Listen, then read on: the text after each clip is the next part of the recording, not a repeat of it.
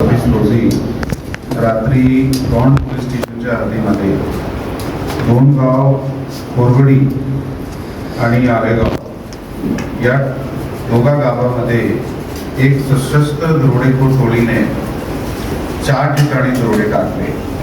त्यामध्ये काही नागरिकाला मारहाण सुद्धा करण्यात आली.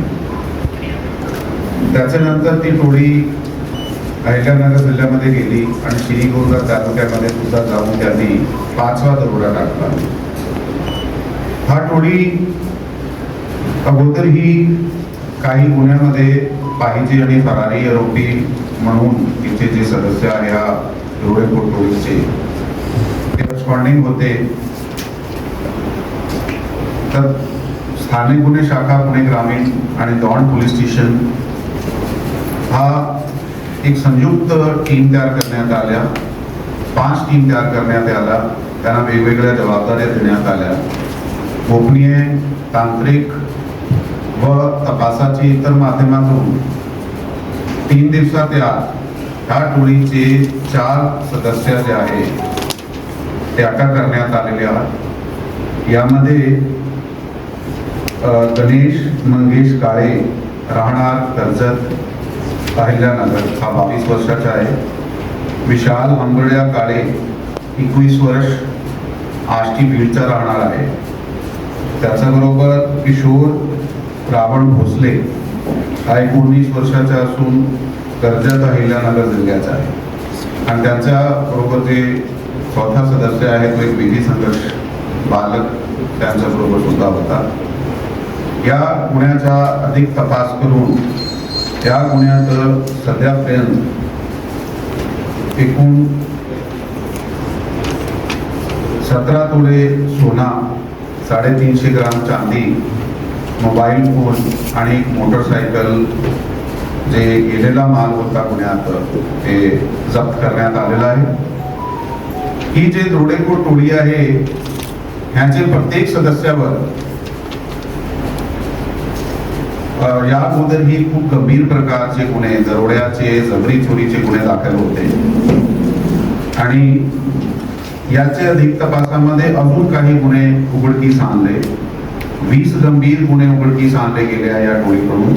यामध्ये पुणे ग्रामीण जिल्ह्याचे 12 गुन्हे आणि अहिल्यानगर जिल्ह्याचे 3 गुन्हे उघडकीस आणले.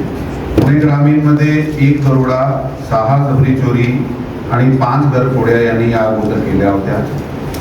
आणि अहिल्यानगर जिल्ह्यामध्ये 3 दरोडे, 3 जबरी चोरी आणि 2 घरफोड्या त्यांनी या अगोदर केल्या. सो एकूण 20 गुन्हे हा आणि त्याचा जुना सुद्धा काही सदस्याचा 8-10 गुन्ह्याचा रेकॉर्ड आहे.